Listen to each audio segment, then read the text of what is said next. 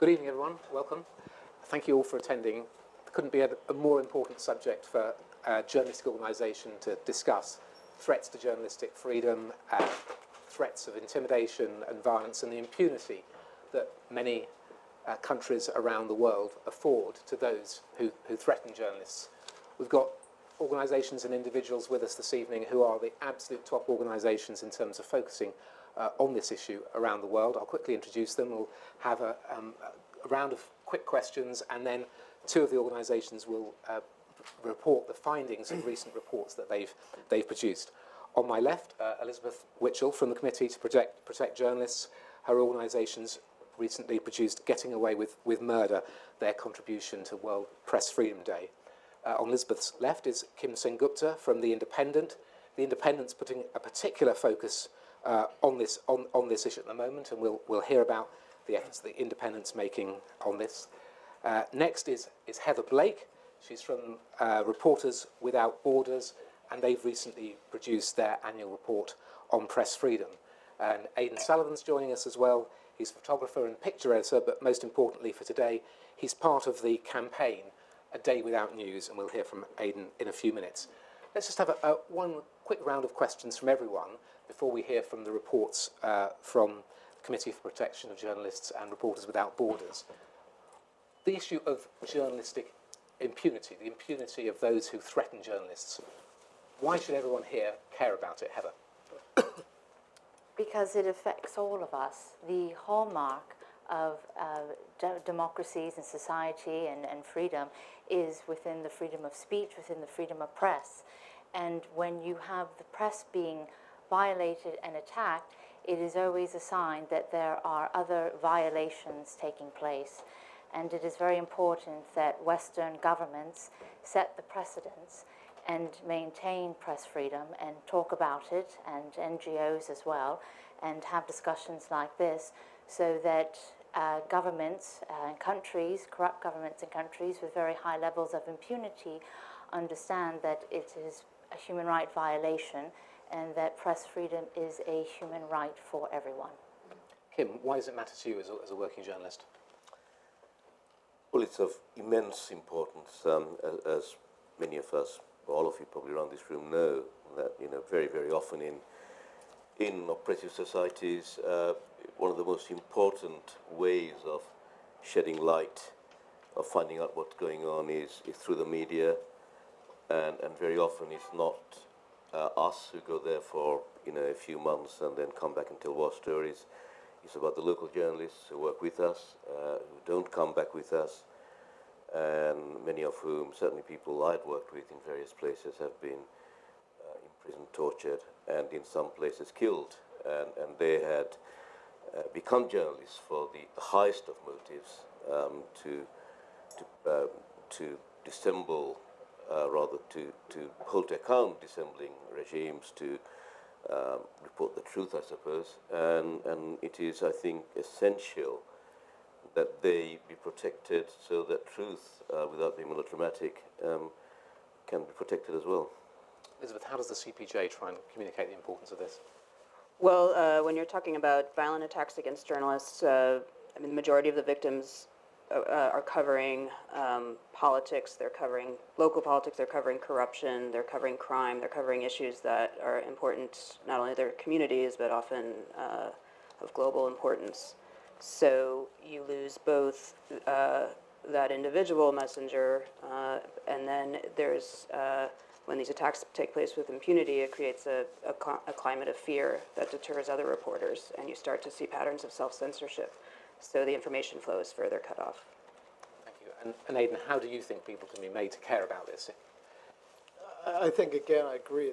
It's having this fear of going into to cover events, and if there's impunity and nobody is being prosecuted and held accountable for killing and hurting journalists working in conflict zones, we will eventually, sadly, get to a point where it is just too dangerous for journalists to go in and cover these events.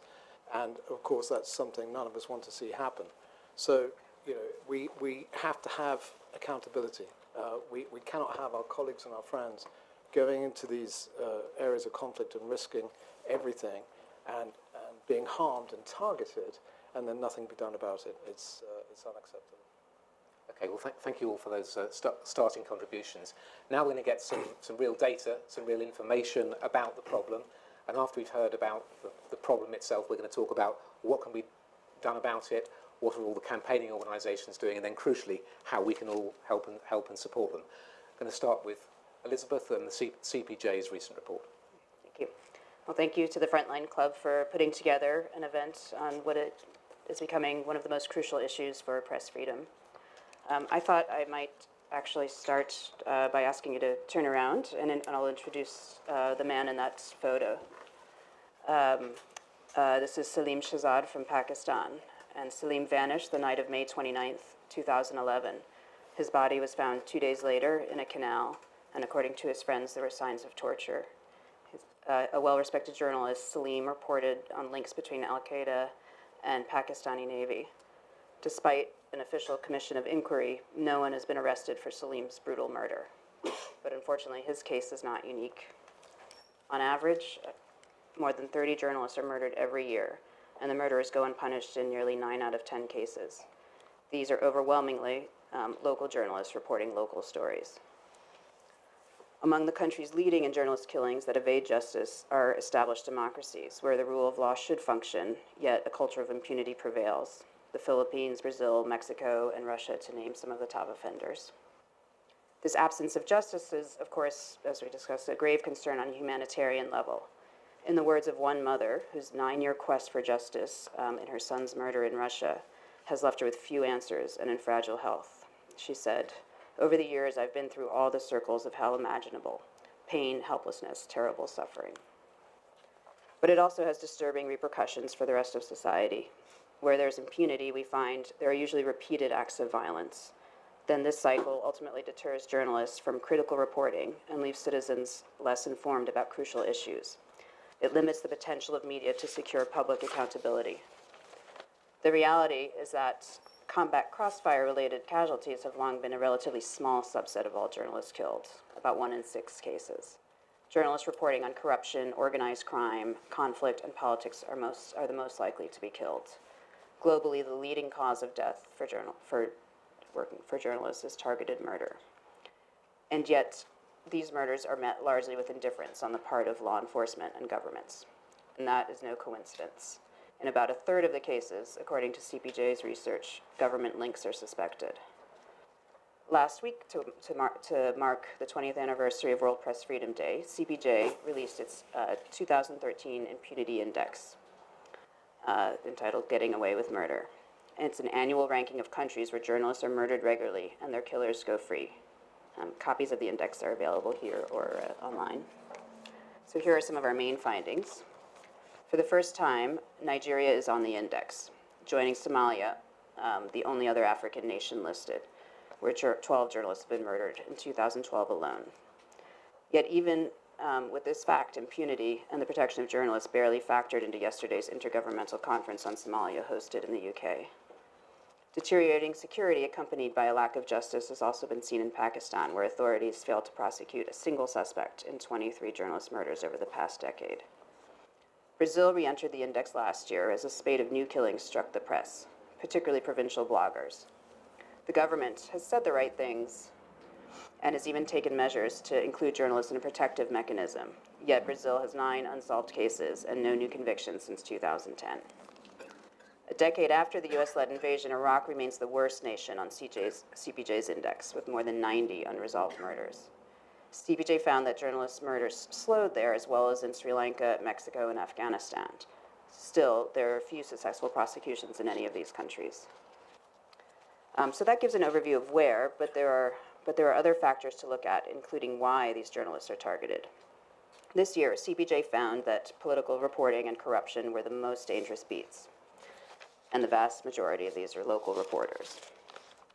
When we look closely at all the cases, we conclude that the killers clearly intended to send an intimidating message to the entire press corps.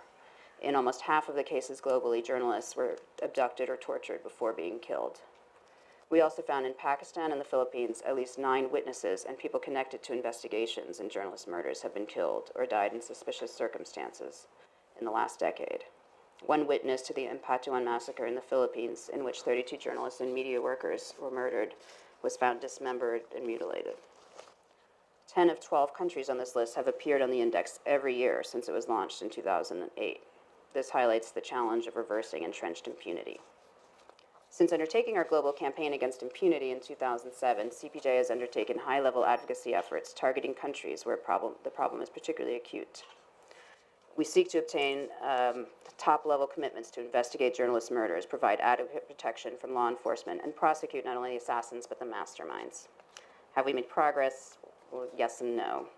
On the one hand, years of intensive advocacy by press freedom groups, human rights bodies, and journalists of the world has pushed the issue of deadly anti-press violence higher on the international agenda. In June last year, UN Special Rapporteur on Extrajudicial Summary and Arbitrary Executions, Christoph Heinz, reported on attacks against journalists and impunity in anti-press violence, saying impunity is a major, if not the main, cause of the high numbers of journalists killed every year. 3 months later, the UN Human Rights Council issued a resolution on the safety of journalists, calling for the states to fight impunity by ensuring impartial, speedy, and effective investigations into acts of violence against journalists. Last year also saw the adoption by UN member states of the UN Plan of Action for the Security of Journalists and Impunity, for which we're now working to ensure member states, particularly those where journalists are most at risk, give their full backing. We've also seen a change in rhetoric in countries where we have brought the issue of impunity to light. When we first launched our campaign, Russian authorities refused to even discuss cases. Later, officials at Russia's National Investigations agreed to reopen several cold cases. Yet, this progress is often undermined. 3 years after that meeting, Russia's top investigator was accused of threatening a newspaper editor with death. In 2008, Mikhail Beketov was beaten nearly to death, apparently in reprisal for his environmental reporting. Beketov lost a leg and suffered severe brain damage. He died last month after choking on food. Still, some hard-won convictions have taken place. Last year also saw a suspect in the murder of Anna Politkovskaya convicted. And just yesterday in the Philippines, it was announced that a gunman in the murder of a Philippine environmental journalist, Jerry Ortega, was also convicted. Yet these cases also highlight the problems. Both men are not believed to be the masterminds behind these murders, and those are the ones who are never prosecuted. CPJ now is working with other groups through a new campaign to create awareness among the general public. Speak Justice, Voices Against Impunity, is an interactive website that spurs demands for prosecutions and gives a voice to those who have been murdered. Those voices are important not just to their family and colleagues, but for those who need to know what is not being reported. In a statement today made by the daughter of Jerry Ortega, pleading that the case not end with the conviction of the gunman who killed her father, but also the men who ordered the crime, she says, "We are reminded that he was a pawn, moved by someone who has power, money, and the motive to have my father killed. Someone who was afraid of being found out, someone who had something to hide." So, thank you. Thanks very much, Elizabeth.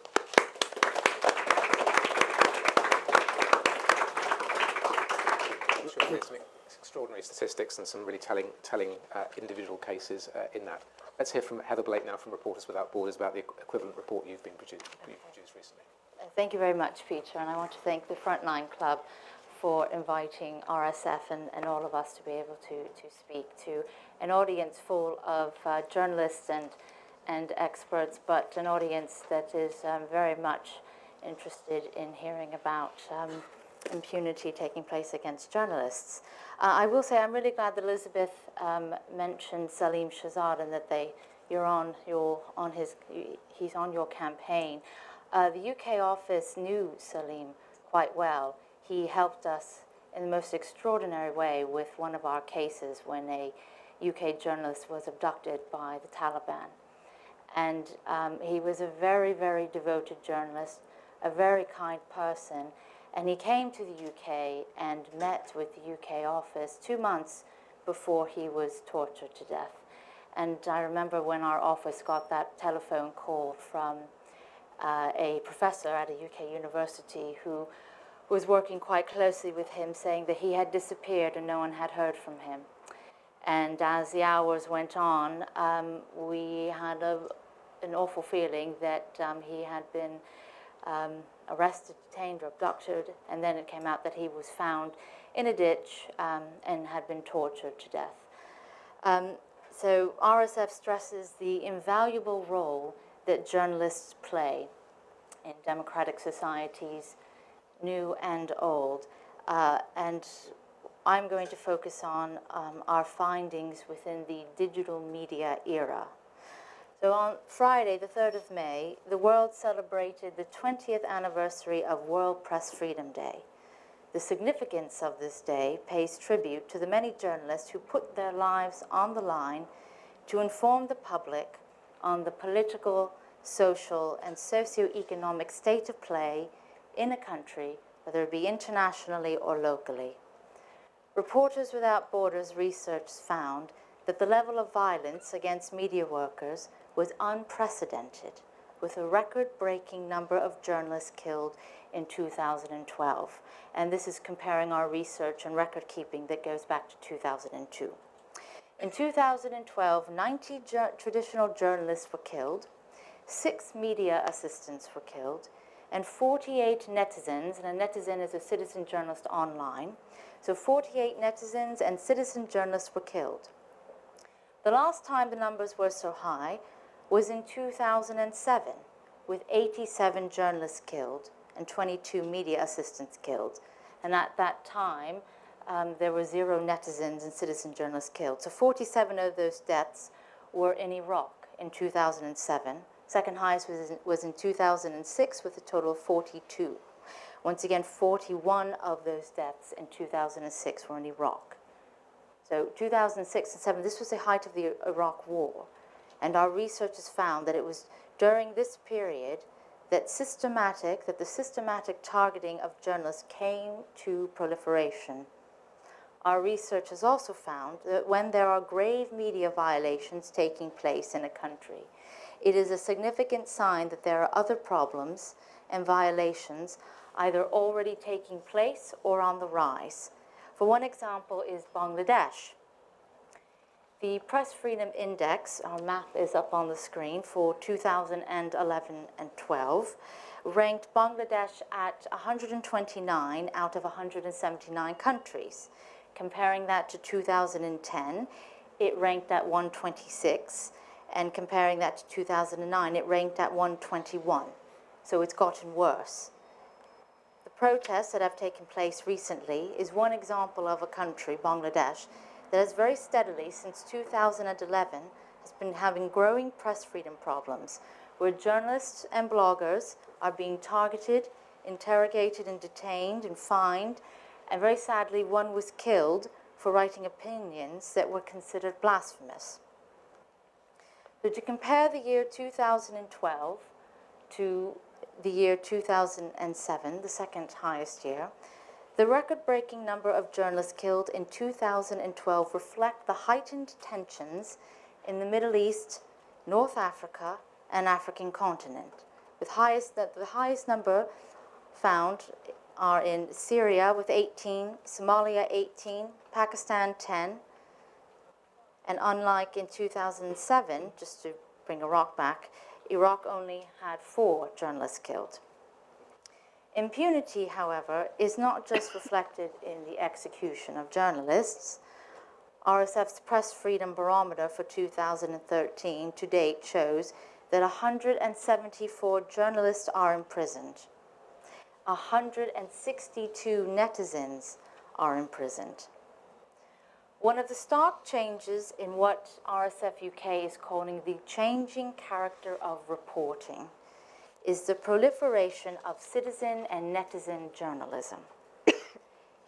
These people use digital media platforms to report on the unfolding events in conflict-afflicted countries. Due to this change, impunity against digital media users is on the rise. For example, if you compare the number of citizen journalists and netizens killed in 2007, the second highest year, there were 0. 2008 to 2010, 0. However, you look at 2011, there are 4 netizens. You look at 2012, 48 netizens and citizen journalists killed. Citizen journalists and netizens have become the new target of state and non-state actors that commit impunity. Countries with high levels of impunity may claim to be making cosmetic changes to their penal code. However, they are reshifting the focus to targeting digital media users due to the unregulated way that news and reports of violations can be sent in real time, going globally viral. RSF's Internet Enemies 2012 report opened up with a comment made by a Syrian activist who stated, "My computer was arrested before I was." This is from a story, or actually an article, written by a Bloomberg reporter. It reveals that the Syrian activist's computer had been bugged with some means of online surveillance. This was revealed to him during his interrogation. Hundreds of pages of his Skype chats and files from his computer's hard drive have been hacked into, read, and then printed out and presented before him during his interrogation by the Syrian regime. He commented that it was as if they had been right in the room with him. They knew everything about him. And this is not just in Syria, it's happening in Iran and elsewhere as well. Acts of impunity do not just take place in war zones, but outside war zones as well. The rise in targeting traditional journalists has expanded to digital and social media. Another example is Iran. With its crackdowns on the press since 2009, many have been detained and interrogated, tortured, and forced to leave the country for their own safety. BBC Persian is a well-known example of this, where employees and their family members have suffered at the hands of this. But also many local netizens and citizen journalists have suffered as well. The Iranian intelligence services have used sophisticated surveillance equipment to monitor and then target online dissidents and their families. Surveillance technology can be used in 2 different ways. Firstly, it can be used genuinely to combat cybercrime, or in the case of regimes and corrupt governments, it can be used as a weapon to target journalists. Another example, certain types of spyware are used to spy on the contents in a hard drive on a computer, or used to recover passwords, or gain access to instant messaging. A few methods used to install the spyware without the user noticing is by sending false updates. So when you get virus updates, that's one way of doing it, or by email attachments. Regimes use this technology to identify journalists and citizen journalists and then target them. RSF's 2012 Internet Enemies report has found that the top 5 countries that use surveillance to monitor and then target journalists are Syria, China, Iran, Bahrain, and Vietnam. And most recent example is Vietnam, which was just on the 5th of May, when bloggers were attacked violently by Vietnamese police at a human rights gathering. The Internet for journalists and citizen journalists is a platform for the exchanging of ideas, information, content, and opinions, a place that reaches beyond all boundaries, where within seconds, a text or a blog can hold vital or interesting information about anything from anywhere. And once sent, there is very little stopping it from reaching a global audience. News providers need to protect themselves and their sources while on the internet or using mobile phones. And at the same time, they need open and free access to gather and circulate information. Our research has found that the traditional way in which journalists who report in war zones or conflict-affected countries and how they protect themselves with the right equipment and training for hostile environments has expanded to where digital and cyber security training and understanding to protect their identity, sources, information, and even location is needed. And one of the ways that RSF is helping is with our campaign, We Fight Censorship. And all the information is for free. It can be found on our website. And you can find out about how how systems are hacked into, and how to protect yourself as well. The fight against impunity and the tactics that are now being used against journalists also expand beyond traditional means of intimidation to censor journalists. The changing character of reporting is being targeted with an aspect of the changing character of warfare. This aspect or tactic has no guns, it has no bombs, you can't hear it coming. It is silent, you cannot see it, you cannot hear it. And many journalists and citizen journalists who have fallen victim to technology being used to surveillance their activities and then target them don't even know it until it is too late. Thank you. Heather, thank you very much.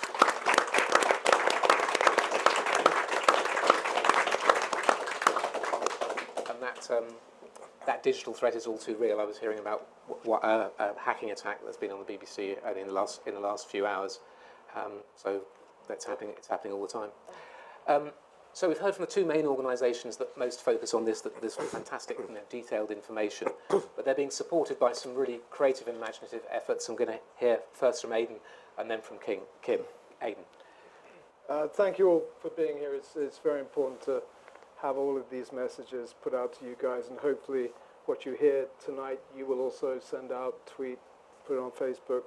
Just spread the word about everything you hear tonight, because it's very, very important. And I have absolute praise for CPJ and Reporters Without Borders and everything that they're doing.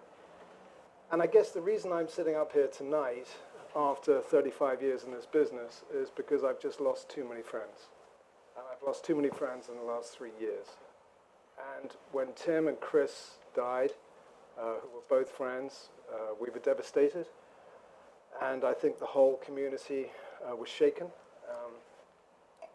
But we honestly believed at the time, although evidence now may point us in another direction, that they were killed doing what they do. They were there for a reason.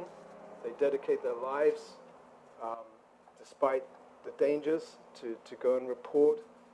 And we know that Chris and Tim were not adrenaline junkies. These were very intelligent journalists who felt an absolute need to report despite the dangers, and at the time we thought that they had just been in the wrong place at the wrong time. But to lose both of them at the same time was very, very hard, and they'd been very close friends. So a year later, I was the chairman of the World Press Awards, and I remember we chose as an anonymous kind of award, a lot of the work you don't know, and we awarded a young photographer called Remy Oshlik for his work in Libya. And I was really looking forward to meeting him, because I knew he was a very young guy and I'd not had the chance to meet him. And between awarding him and the award ceremony, he and my friend of some 30 years, Marie Colvin, were killed in Syria. Now, what really pissed me off about that one was that Paul Conroy, when he came out, and a lot of other reports, led us to believe that they'd been targeted. And I just thought, you know what, this is just getting out of control. This really is. The dangers are there, but you don't expect to be the target. And we were talking about a regime of fear. And if they can keep killing our friends and our colleagues with impunity, they will create an environment where people can just no longer go in and cover these war zones. So to cut a long story short, there was a UN panel discussion where we were launching the World Press, and it was on the dangers faced by conflict journalists. And 3 nights before that, I'd met with the Director General of the ICRC, who I'd been working on a campaign with called Healthcare in Danger. And he said, you know what, Aidan, you should really think about trying to drum up support from your own community that would help lobby to make it a specific war crime to harm journalists working in conflict zones. And I said, well, that's great. Can I bring that up on the panel and attribute it to you? And he said, absolutely. So we got on the panel. We all, like this panel, we were all talking about, what we felt and why we were there. And I said, I'm just wondering, should we not be thinking as a community, if it's an audience like this audience, about making it a specific war crime? And on the panel was a UN attorney who said, look, I hate to tell you this, but it is a war crime. And I said, well, that's very interesting because I know at least 20 of the people in this room have been combat journalists, conflict journalists for most of their lives, and none of them know that. So if they don't know that, how on earth are the rest of the public going to find that out? And so we continued to debate it, and then afterwards we continued to debate it in a bar, which is obviously how we as journalists do things. And we came up with this idea that we would create this groundswell of support that was really a campaign to primarily raise awareness of the dangers and the risks that our colleagues took, but also what we wanted to do was to try and do something that would be a public diplomacy, a discussion that we could bring to the powers that be to try and to put in more safeguards. And lastly, we wanted to try and attempt to put an end to some impunity by trying to gain evidence that would lead to prosecution. So that's what we did, and we think, well, what can we call this? And it was David Friend from Vanity Fair actually came up with the name A Day Without News, and the question mark in that title is the most important thing, because this is what we're most concerned about. That, you know, we know, for example, that the Sunday Times and other newspapers not so long ago decided that they would no longer accept photographs from freelance journalists working in Syria. And at the time, that seemed like not the right thing to do. But if you think about it, it's in a way the Sunday Times saying, look, we're trying not to be hypocrites here, because we're not sending in our own correspondence because it's too dangerous, and but you know, we'll let young freelancers go in who are totally inexperienced, and then we'll just buy their pictures for $50. And that would be a dreadful hypocrisy. So we set about the campaign, we launched the campaign, and our fear was that eventually we would get to a stage where there were areas of conflict around the world that would be just too dangerous for anyone to go to and survive and be able to get the news out. So we launched the campaign on the anniversary of Remy and Marie's deaths. We got enormous support from our friends. It was all our friends. It was CNN, the BBC, the Times, the Sunday Times, the Independent. Everybody helped raise awareness. We hit an audience of 121 million people just in EMEA in the UK, and many millions more in the US. So what we're trying to do is to support the CPJ, to support Reporters Without Borders in their efforts, but ours are far more focused. So what have we done? What we've done is we raised awareness because the campaign is now quite well known, and we did that with 3 people working in the background, but as I said, with the support of all our colleagues in the industry. We have been working with a wonderful supporter, Sir Daniel Bethlehem, who's one of the world's leading QCs, and he's been helping us in introducing us to members of the UN and the US governments, where we're trying to have them adopt a reworked Resolution 1738, which was a UN resolution. And what we're trying to do, it's a good resolution, but what we're trying to do is strengthen that resolution and to have the member states of the UN Security Council during their presidency throughout 2013 adopt that resolution. The last thing we're doing is, again, with support from a very well-known and large New York law firm who are offering pro bono to work with us and Columbia Law School to try and identify cases and evidence that we can bring so that we can actually prosecute. And obviously the ones that we're going to start with there are Remy and Marie. But our friends at CPJ, Joel Simon, who's the executive director, has been incredibly supportive, as have the team at Human Rights Watch. And they've been giving us a list of people and cases that they think might stand a chance of being prosecuted. So that's what we're doing, and we continue to spread the word, and we rely on our colleagues and you guys to spread the word so that we can help them do what they do. Thank you. Thank you.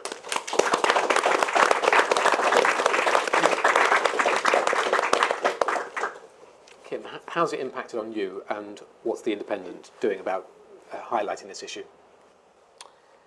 Well, before coming up here, Aidan, who's an old friend I haven't seen for a while, and I were talking about just the people we know, some of them mutual friends who have been kidnapped and killed just in the last couple of years. And just in the 10 minutes we had together, we could think of 5 or 6. And at the moment, we have got 8 journalists, or maybe 6, because I think 2 have been freed. With 8 journalists missing in Syria. Certainly 3 of them we know very well. And that, I suppose, is just an example of the risks faced, mainly, I suppose, as Aidan pointed out, by freelancers more than staff correspondents. Now, that's just what's happening with Western journalists. There are actually a lot more, as Heather pointed out, journalists in different countries, their own nationals, who are even more vulnerable, even more under threat, who have been killed and made to disappear, or tortured into submission. And I know journalists in Afghanistan, Iraq, who no longer practice, and Somalia, who no longer practice journalism because of what's happened to them and threats made against them and their families. Now, being in the field, certainly when I go to, I'm enormously grateful to CPJ and Reporters Without Frontiers, because we have got people who will be asking questions, and I'm also very, very grateful for Aidan, for his organisation as well. The independent forum is called Voices in Danger. The proprietor, Evgeny Lebedev, owns one of the few opposition newspapers in Russia, Novaya Gazeta, which has been regularly targeted by the Putin government. Anna Politkovskaya, who was, of course, murdered before she exposed the workings of the secret state. The whole idea is that we speak to journalists in danger if we can, unless they are actually beyond our reach in prison or in hiding and we can't get to them. Speak to their families and their friends as to what they are going through, as well as trying to reassure them that they have got support outside. The details of it will hopefully be told by Jim Armitage, who actually has been the moving force behind this for the Independent, who hopefully is in the audience. Now, we've already had, in the very, very brief time of its existence, some positive results, which, when I was told about it by Jim this afternoon, I found it quite surprising.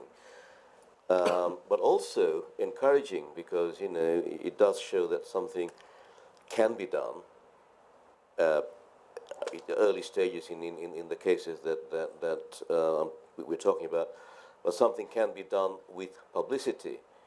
And the Voices in Danger isn't meant to be something proprietorial by the Independent. We want other people to follow it up and embrace it and use it for their own aims, in which is a common aim, I think, in protecting journalists. The situation now, and I'm going to talk briefly about Syria, is pretty hard. It's very, very difficult. Heather talked about not just the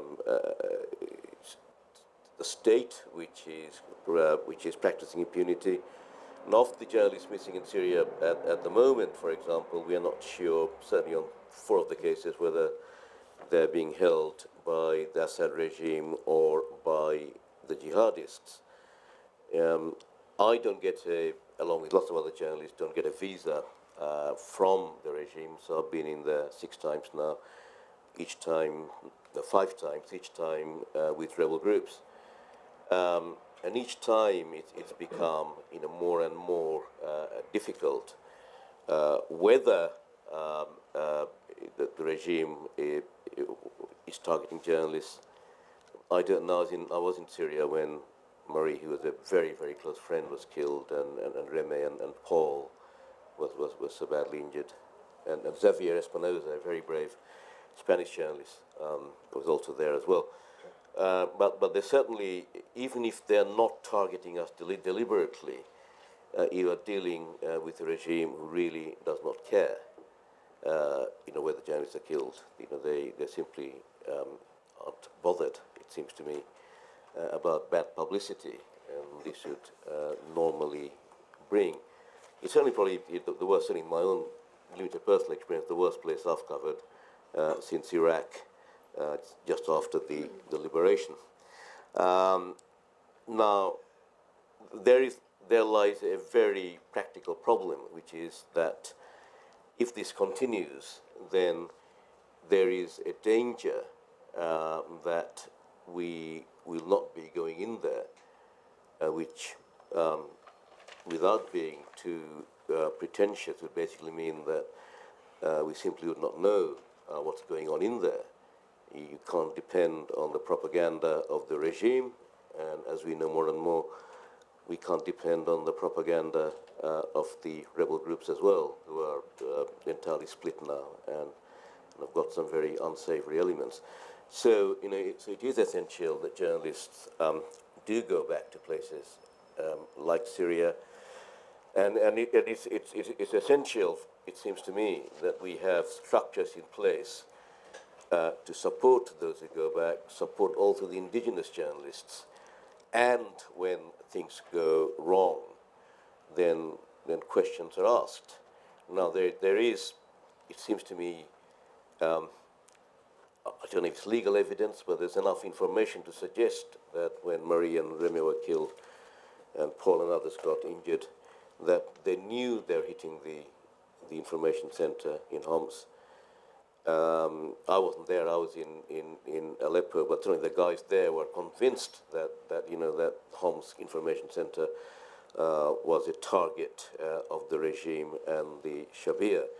So if a case can be pursued of murder or manslaughter, I don't know if that's possible, I mean, Aidan would know more through his legal contacts than something, that is something we should be pursuing.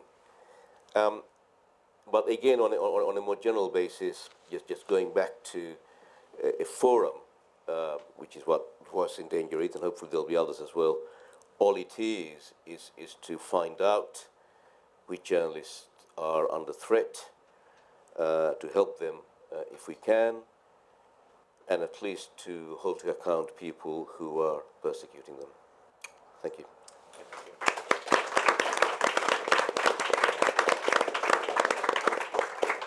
So in a couple of minutes, I'll throw it open to questions, and I'm also looking for suggestions to support the campaigning. But first, to the two main campaign groups, you make an incredibly strong case, which I'm sure everyone in this room would support. But what to the authoritarian regimes who are impervious to it? You said, I think, that 10 out of the 12 countries have stayed the same since you've been doing this report. What's the pressure that can be put on? What do you expect the international community to do? How do you make sure that these countries respond to the concerns that you've been raising? Well, there's several kind of categories of action, and the first is really about upping the level of public awareness and public pressure, so that it's not just NGOs telling governments they need to change, that there's really more of a public outcry about this. So was what was behind us launching the Speak Justice campaign, which is intended to really mobilize a wider range of grassroots supporters beyond the human rights and the media community. There's other campaigns, the International Day to End Impunity, which was launched 2 years ago, which also has the same goal. There's, in addition to A Day Without News, there's several other interesting ideas that have come up recently about how to engage the media to also really make this such a public interest that governments really have to respond, such a public issue that governments have to respond. There was recent series of articles in a Finnish magazine that has caused quite a stir, which just featured on the front page profiles of journalists that were murdered. There was the symposium that you hosted at the BBC with the Center, CFAM, Center for Freedom of the Media, which was aimed at trying to get media outlets to do things like this program with The Independent. Another tactic that works are sort of more on the ground strategies. Journalists investigating these cases themselves often lead to results. There's a case of Chauncey Bailey in California, and his colleagues came together to form the Chauncey Bailey Project, and they looked at the police investigation, and they collected additional evidence, and they publicized that evidence, and in fact the case, which had stalled, ended up concluding in convictions. So other measures on the ground, legal pressure that can be applied through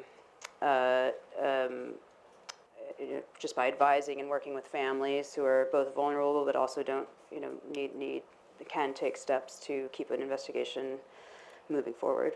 So those are some. Thank you. Heather, I just want to pick up on one of the particular things that struck me about your presentation, which is the focus on citizen journalists or netizens, and you distinguished the numbers between traditional and netizens.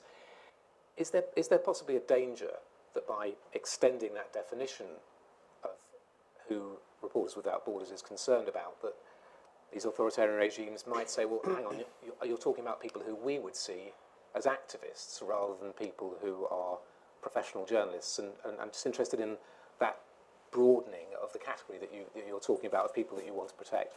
Yes, I was going to bring that up. That's actually, I was going to comment on that, and I was going to throw a question out to the audience of journalists and experts. I do have a list of recommendations. Can I address that one last, because that is very important. And Elizabeth just went through a whole list of very helpful things that can be done. It is really up to individual states to do what they can to protect journalists. The rise of impunity, there is no lack of international human rights law or humanitarian law that covers this. There's no void. I mean, we've got a whole list from the UN Resolution 1738 to UN Special Rapporteurs for freedom of expression, for extrajudicial killing, even the UN Special Rapporteur for Iran, all are addressing this issue. Countries, for example, like Iran, sign up to these treaties and conventions, and then ignore that when you do sign up to these different conventions, that there's certain obligations that you have to abide by. One in particular that they signed means that they cannot restrict internet access, but they go ahead and they do it anyway. So when there is impunity in countries, there's always two issues. The state lacks the political will to target those who target journalists, and the judicial system is weak or non-existent. So a few recommendations that our legal team has come up with, and one in particular that was in our World Press Freedom Day report, is that in addition to Resolution 1738, a monitoring mechanism should be created which would encourage all UN member states, and this could expand to UN member states, to Commonwealth member states, to adopt detailed provisions that penalize and bring to justice those who commit murder, physical attacks and disappearances, kidnappings, specifically against journalists. Another recommendation is that Western nations should lead by example. One example is in the UK, the Draft Communications Data Bill, which was struck out 2 weeks ago, and the Queen did not mention it in her speech today, but there's still some discussion about it. So, but we've got the FISSA and the CISPA and the Cybercrime Bill in the Netherlands that send the wrong signals and allows for corrupt governments with high levels of impunity to have an excuse for their own draconian legislation. Western countries need to harmonize approach on the sales of surveillance technology that is being sold and to whom. One thing is that the sale of US and EU surveillance technology to Syria and Iran has been banned, but these governments need to look at other countries as well and make sure that there are no loopholes in the export-import agreements, and make sure that the negotiations on the export control of surveillance technology also includes the protection of journalists, citizen journalists, and netizens globally. Now, what I was going to throw out to the audience, is part comment, part question, is the way the UN and NGOs and many other neutral bodies are extending traditional journalists and also talking about netizens and citizen journalists, and they're talking about their protection in their reports, and they're referring them as human rights defenders. Now, is this, and this is a question to the audience, is this helpful or not? Does it make the situation worse? Does it contradict what you have in 1738, a resolution that states that journalists should be protected as neutral entities in war zones? Does it not contradict what you find in the Geneva Convention, the protocols, that journalists and non-combatant workers should be protected as neutral entities in war zones? Because when there is reporting that is done professionally and accurately, the truth always speaks for itself. Thank you. Okay, I think we should throw it open. We'll take 2 or 3 contributions from the floor. If appropriate, please identify yourself and also direct your question at a particular member of the panel if you want. We'll try and get around as many people as possible. Please. My name is Carol Story, and I'm a photojournalist, and anyone that wants to jump in, please do. We're talking about a lot of things that the average person, particularly organizations, how we can bring attention to what is happening in terms of freedom of the press, be able to tell the truth, to illuminate what's happening in regions of whether it's warfare or drug trade in Colombia and Mexico and all the rest. The thing that Aidan brought up, which I think is really essential, is we need to create the kind of attention-getting, and I have to say this is the world that we live in. It is attention-getting, a stunt, and the stunt, I'm categorizing it as a stunt. Please forgive me, Aidan, for this. But the idea of having no news for a day. I'm a news junkie. I read 5 newspapers a day. I've always been like that. And you have to bring attention to the wider world of what is happening all over for us to be able to understand what is happening to people today, whether it is a war and a bomb going off, or these 3 girls that were held captive in Columbus, Ohio, which I find absolutely astonishing that no one knew about in terms of their neighbors. That, even before all the rhetoric, I think, and I would open this up in debate here, is that we have a very attentive audience sitting here. We have to think outside of the box of how are we going to, on a global stage, be able to attract the support of saying we have to have a free press. We have to have journalists that can go out there and be able to observe, whether they're writers, whether they're photographers, to tell the truth of what's happening without any kind of limitation. And impunity, someone's going to get arrested, someone's head has fallen off. Even before that, we have to bring attention right now as we live, because the press is very different today, I think, than it was maybe 25 years ago, where we didn't have, the good guys and the bad guys. Everyone was welcoming the press to tell what was happening in a war zone. I want you to hear my side of the story. Now nobody knows who is the right and who is the good guy and who's the bad guy. But the idea of having no news for a day, wake-up call, that touches everybody. It's the common touch. And we have to start campaigning before we get into the more detailed rhetoric of what the legality is of having the people that have to hold account. That's an idea for a stunt. Pass it back there. William Horsley Centre for Freedom of the Media, University of Sheffield. I was cooperating with Peter and the BBC last October, and we did get a bunch of senior journalists together, and we sent a message to the UN and a video. So we worked very hard on that, and I'm fantastically pleased, and I applaud what you've said and the campaigns that we see in the Independent and many other newspapers. I was just back from the World Press Freedom Day event, which was held in Central America, and I can report that two contradictory things are happening. On the one hand, all the international bodies, the UN agencies and so on, have this near the top of their agenda. There's a fantastic amount of activity, and the same is true of regional, the American Commission on Human Rights, Council of Europe, and so on. And yet the political will is simply not enough. So the words of the UN Director of UNESCO were, the situation is unacceptable. But in particular, the corruption of the judiciaries is now becoming more and more manifest. We had the Chief Justice of Brazil accusing his own bar association of systemically avoiding, the law and convicting the bad guys to defend all those in power, an entire class of people. That's in Brazil. As you've all said, this is affecting countries that are classified as democracies. But on the plus side, I thought on every side, there were these avenues. On the media side, much more activism to go out and investigate the story, to tabulate it, to tell it, to adopt journalists. And the Independence Campaign is fantastic like that, to actually nose them out, give them some kind of protection to them.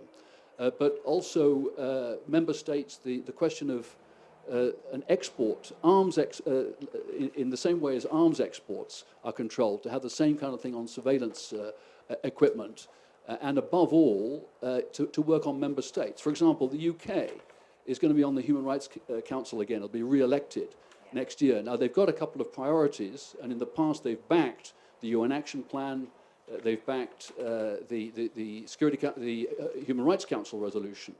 But if they're serious, they have to put their money with it. So there's a lot that people can do to press their own governments, as well as media, to go out and tell the stories, the most difficult stories of all, because all the state apparatus is involved in the cover-up.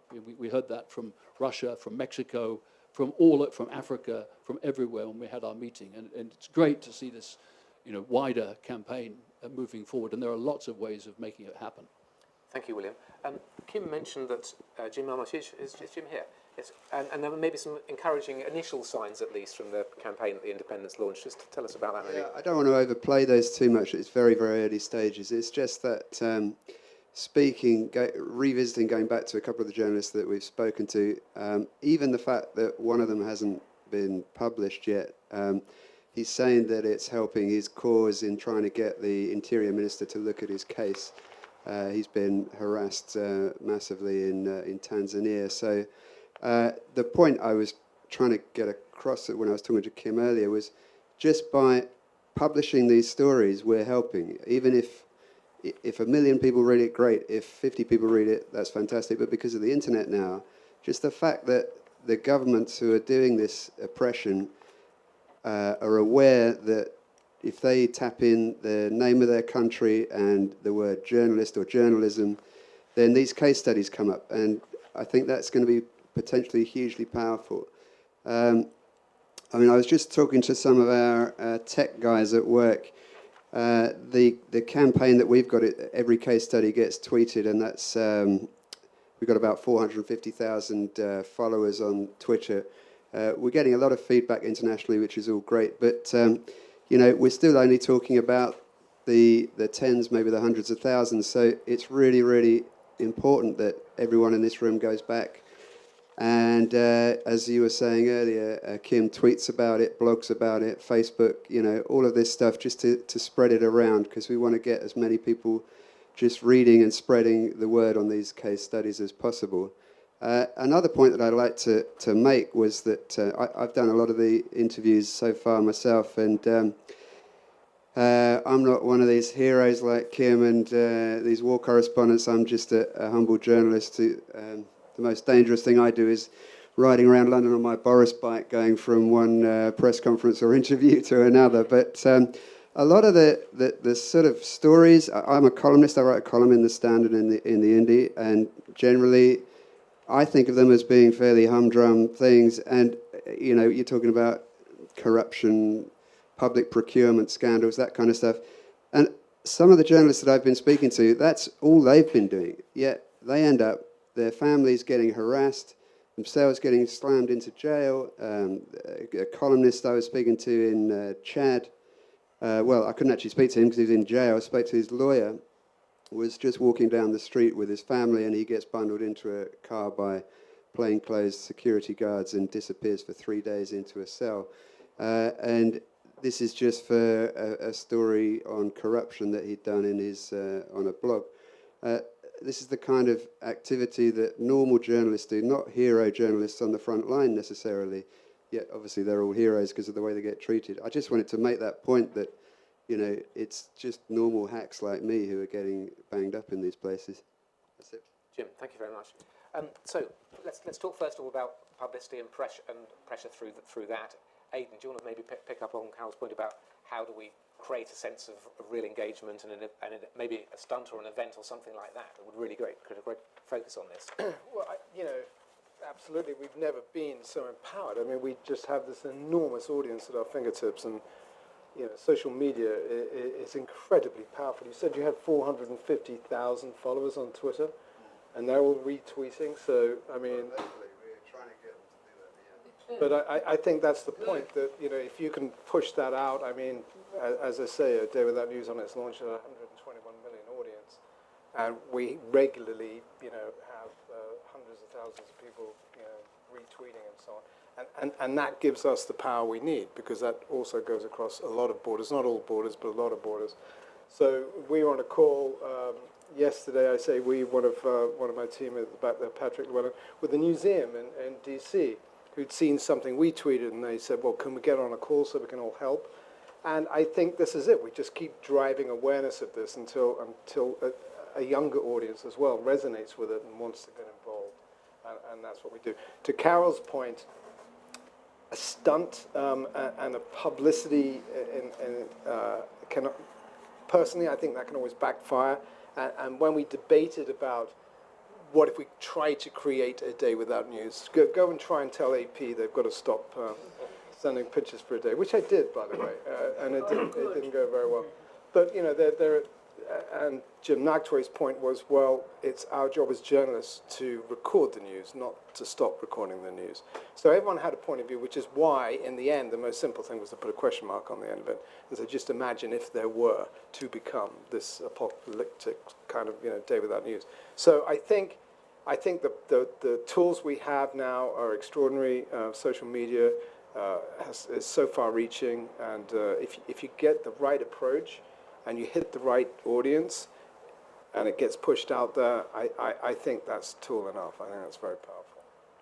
It would, of course, have a bad health effect as well for all the news junkies, who the withdrawal symptoms of literally a day without news. I think some of us couldn't cope.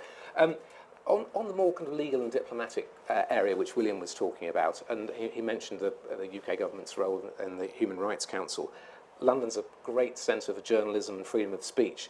What can be done through pressure from London to put pressure on other governments to respond? Heather first. Well, it can do quite a bit, and I do have a response for Carol's question as well. Yes, the UK is going to be on the UN HRC again. It goes in cycles of 2 years. And the UK government, the FCO, the Foreign Secretary, has stated repeatedly that he wants human rights at the heart of foreign policy, and he takes press freedom quite seriously. So he has created committees and subcommittees where many NGOs sit, and they advise him and his team on what's taking place internationally and what can be done. But that's sitting in rooms and doing a lot of talking. You have to make sure that it's also in policy reports that are put forward, that it's campaigns, but campaigns that are online and go viral. So they're not just local journalists see what's happening, but also governments that do care what the UK thinks and what the US thinks also are aware of what's going on. I know that the UK is endeavoring to lead on freedom of expression online, and the Swedish government does lead on this, and they are absolutely excellent. I'm sure you know all about this, William. They really are fantastic. But once again, it's the campaigns, but also getting these government officials to state this publicly. So for World Press Freedom Day, the FCO had a campaign, and the Foreign Secretary mentioned in his statement, in his letter, about press freedom and how important it was. And he didn't mention just journalists, but he mentioned how important it was to maintain that freedom online for bloggers, for netizens. He's starting to use netizens now. I know that Minister Alistair Burt has done a lot of YouTube campaigns where he has spoken out against the press freedom violations in Iran, and it goes viral, it goes public.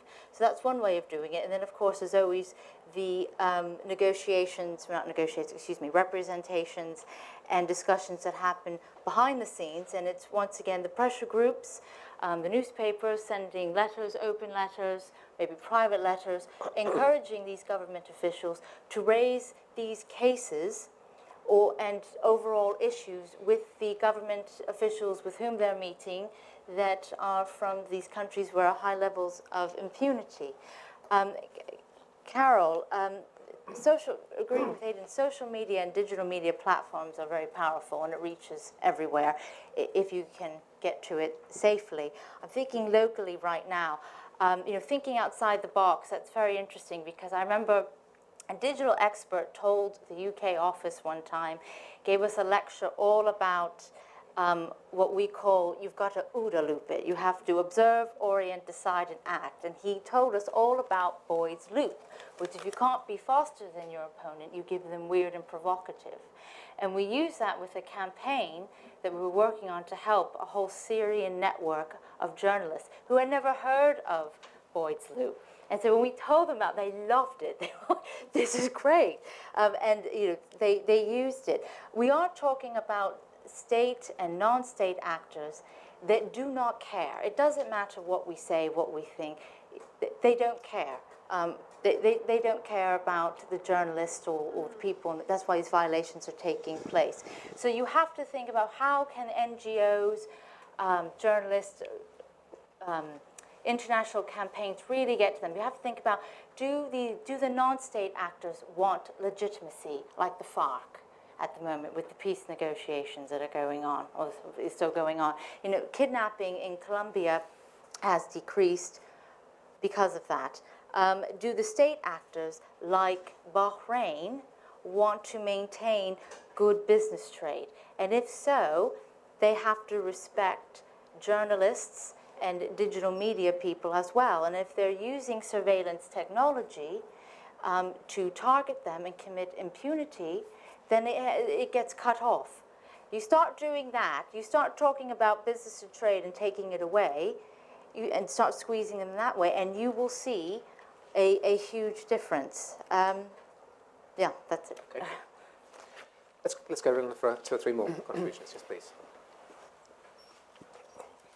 I'm Julia. I work at the BBC World Service, and I wanted to ask the panel, we've talked a lot about journalists at danger in the field from political groups, so regimes, governments. But what about groups who are taking advantage of the unrest in countries such as Syria, who are kidnapping journalists for financial gain? What can we do to protect our colleagues and our friends from common criminals who can't be traced because of their affiliation to any institution, and yet they put journalists in the same amount of danger? Thank you. Let me pass the microphone over here. Thank you. My name is Ed Salazar. I'm a former American diplomat who was once press attaché at our embassy in Moscow during a very trying period regarding press freedom.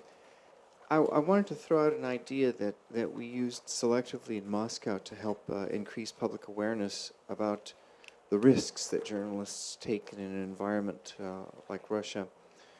We suggested to some of the print media that we worked closely with that it might be an interesting idea to make the reporter part of the story. I know in tradecraft in the West, the reporter in print media is supposed to be invisible. It's the story that tells the story. It's just the reporter that writes it. In Russia, though, because of the difficulty in getting information, we felt that it might be useful to raise public awareness by inserting into the story how the story was acquired, how the information for the story was acquired. Many journalists believe that this was worth a try, and it definitely introduced a change to the way that the stories were picked up and circulated for the good and for the worse.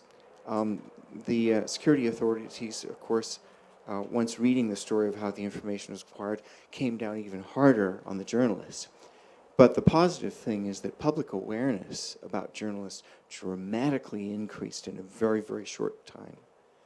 And that actually tipped the balance in some cases.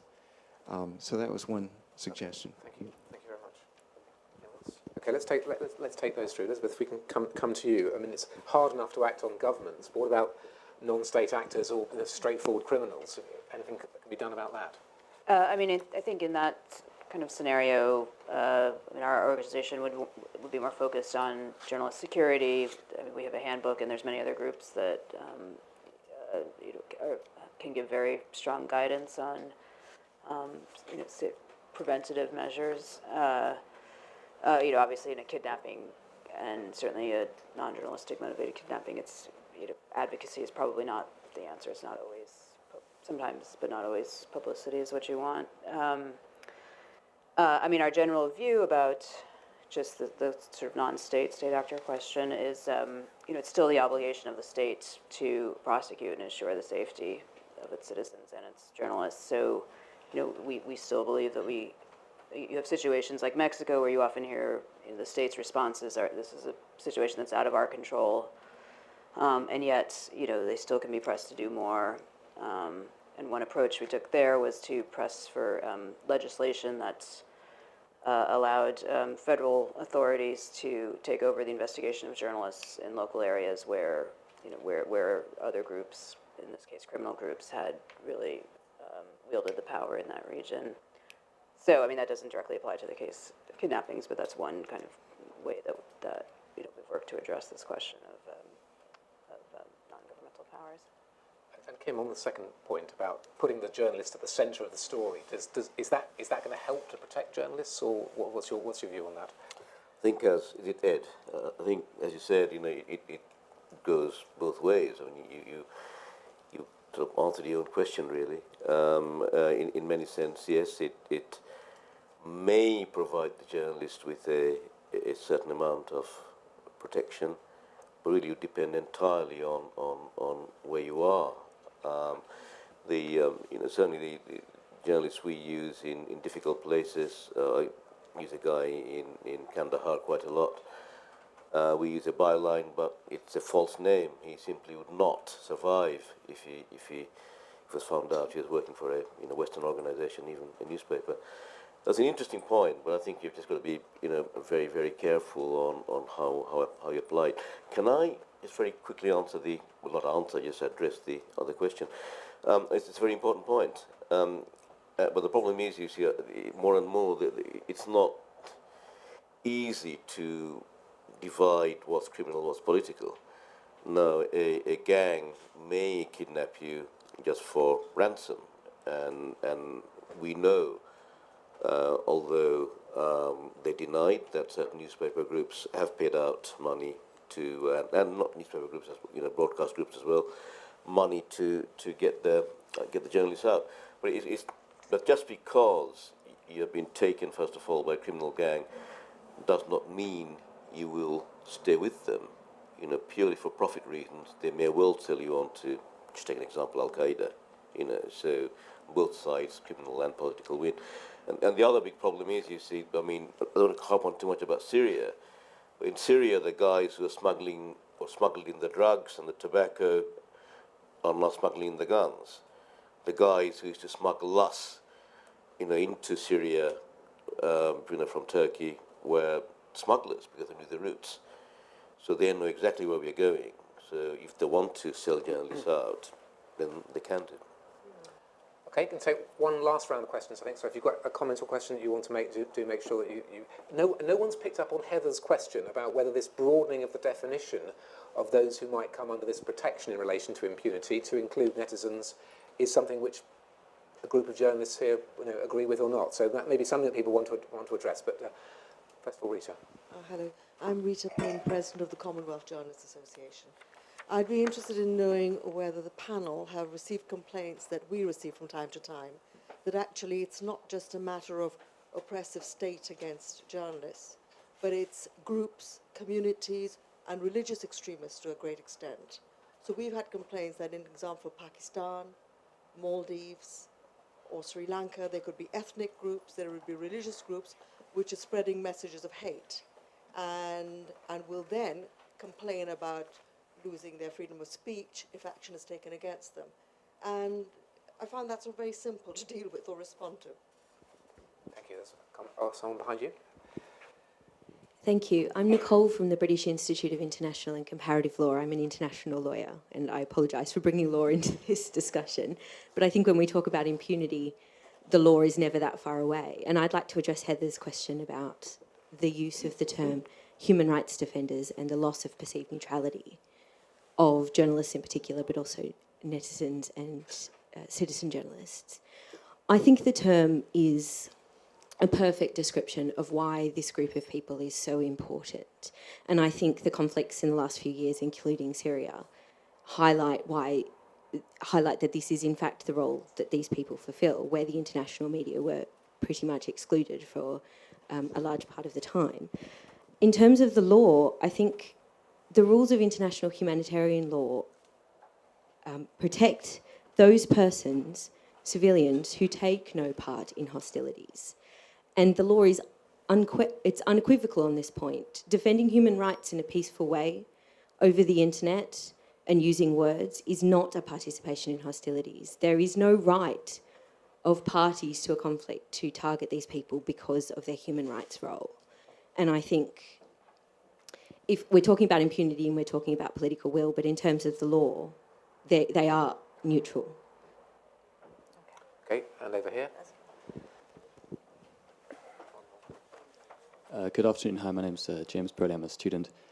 Just like to take a point Heather raised, actually, about a possible monitoring mechanism for enforcing the UN resolution.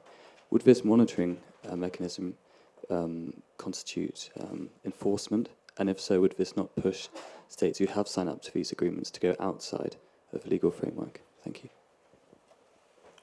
Thank you. And then one more from Jim again, I think. Oh, there's one over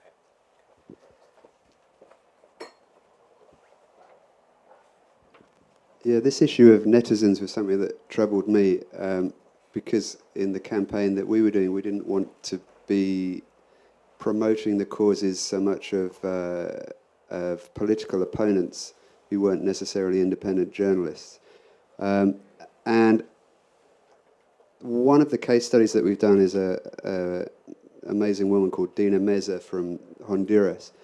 And she's a human rights journalist, but she found that none of the mainstream media would allow her to run her stories. So she had to join what I consider to be more like an NGO in format, which was basically a website that also campaigned for human rights and fought. It provided legal representation to people whose human rights have been abused. Now, is she a journalist or is she a human rights worker? I see her as a journalist still because that's basically what she was trying to do. She was trying to do journalism through traditional media, but there just wasn't the outlet, and I'm sure that's the case in many other countries. You could just pass it along, and there's one other comment, then we'll take last comments from the panel. I'm Sophie Argent. I'm from the Channel 4's Legal and Compliance Department. Part of what we do is sort of helping journalists and reporters when they come to us wanting to report from the field in these countries, doing a risk assessment. And obviously part of that risk assessment is also knowing who they're going to be meeting and what fixes they have. And on that particular point, I just wondered if you could tell me what protections or anything that's being done in relation to the protection of fixers, who are obviously essential for the reporters. Thank you. That's some really expert questions there. Let's just deal with this netizen thing first and talk to the journalists and their view of it, and then hear from Heather or Elizabeth, and then we'll take a couple of the other points. Kim, first, your view on this broader or narrow definition of who might be protected, traditional journalists or the broader definition? I have great difficulties with this, mainly because I think you can't have too much of a blurring of the line. I think you know, as a journalist, we certainly can't live by them. We try to subscribe to certain ethos, although none of us are totally neutral or unbiased. You know, we try to be objective. And of course, a lot of the people, citizen journalists, whatever you want to call them, are not. Now, you know, the guys in Libya we were with, in Syria we were with, you know, who were putting stuff on the web, you know, who were acting as journalists, but at the same time, you know, they were picking up the gun and going with the various, you know, the Katibas, the battalion to fight. So, you know, and I understand that, you know, if you're not involved in combat, then you should be treated as a journalist. But a lot of them were also, still are, for very laudable reasons, taking part in putting forward propaganda on behalf of the opposition, and that, to me, is slightly different from journalism. Now, obviously, you know, there needs to be some kind of a way that we can protect them as well. But I am very keen to have some kind of demarcation between journalism, certainly as I know it and my colleagues know it, and anyone who wants to call himself a journalist and apparently can. And Aidan, your view on this issue of demarcation? I absolutely agree with Kim. I mean, you know, I think the lines are blurred, and I think, you know, my focus and the focus of the campaign that we put together was very much to try and add protection and to accredited, unbiased reporters and journalists who are going into areas. And I think that's very clear-cut, and I think people that we're referring to go back to the Geneva Conventions and the legal side of it, are non-combatants, so they are already covered. They're protected, but they don't necessarily need to be protected under a journalistic provision, is that what you're saying? Yeah. So I think if we start to blur those lines, what I'm trying to do and what I'd like to achieve becomes even more difficult, because then it's, well, why aren't these people under that banner? And I think it's too unclear. Okay, Elizabeth, CPJ's view of this narrow border definition, and pick up on any of the other points if you want to. Well, our general view is, you know, we've come to include internet journalists, and as long as it's a journalist, it doesn't matter what medium they're using. We look at the work they're doing and whether they're actually practicing journalism whether it's through social media or online journalism. I don't think we really use the word netizen that much, but sometimes we're a little more conservative. I mean, I personally am not entirely convinced about the need for a special protection under international law for journalists, versus the existing laws. But we don't actually have an institutional view on it yet. Heather? The comments about the netizens is always very helpful. Thank you, because we are still doing a lot of research on it, so it's a lot of food for thought. I mean, we are a press freedom of information NGO, and the target against journalists who practice online is growing. And the reason why we have a category for netizens and citizen journalists is because we fear that governments with high impunity, governments with high impunity will say, okay, well, we'll practice journalists, we'll protect traditional journalists. However, this group over here, the online people, they don't count. So then they'll reshape their penal code or whatever it may be to protect traditional journalists and then start targeting those who practice journalism online. And in many of these countries, you know, when the radio is jammed and the television is jammed and the newspapers aren't printing or state-controlled, the only access you have to getting your information out there, receiving information, is online. And can I address the question or the comment about kidnapping for ransom? So just to go back, because I did have a comment about that. And it is an extremely dangerous and complex issue. I mean, you have to look at, is it political kidnapping or is it kidnapping for ransom monetary? And if it's political kidnapping in this country, you know, you get, you know, COBRA. If it's monetary, it's something else. Our organization is actually working on a policy report at the moment to hopefully put forward a universal code of practice to make addressing this issue, when dealing with this issue, more organized. Because what you have at the moment is what different countries, the UK is one, the US is one, they don't pay ransom. Officially, they don't pay ransom, but countries like France and Canada do. And so, and this will also address fixers and looking after fixers. So let's say a UK media organization has a group of UK nationals that are working for them and fixers who are local to that country or to that region, and they all get abducted. The UK goes in and they only can negotiate, or make representations on behalf of the UK nationals who, let's say, they're released. What happens to the fixers? They're viewed as traitors, they're viewed as spies. And even though the UK government may feel that, you know, this is really awful what's happened to them, they cannot make official representations on their behalf because they are not UK nationals. And they usually come from countries, particularly where this is happening, where they do not have governments or officials that will make these representations on their behalf.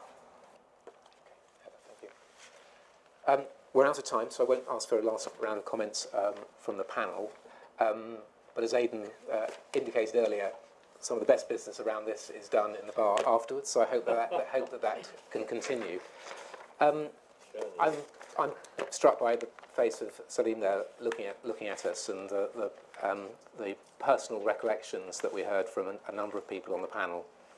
And as we go out onto our journeys home on our Boris bikes or the other safer or unsafe ways we might travel, incredibly safe and free in this city, our responsibility to the people we've been hearing about tonight, you know, I think will resonate with all of us. You've been an extremely expert audience, but an even more expert panel. Let's express our appreciation.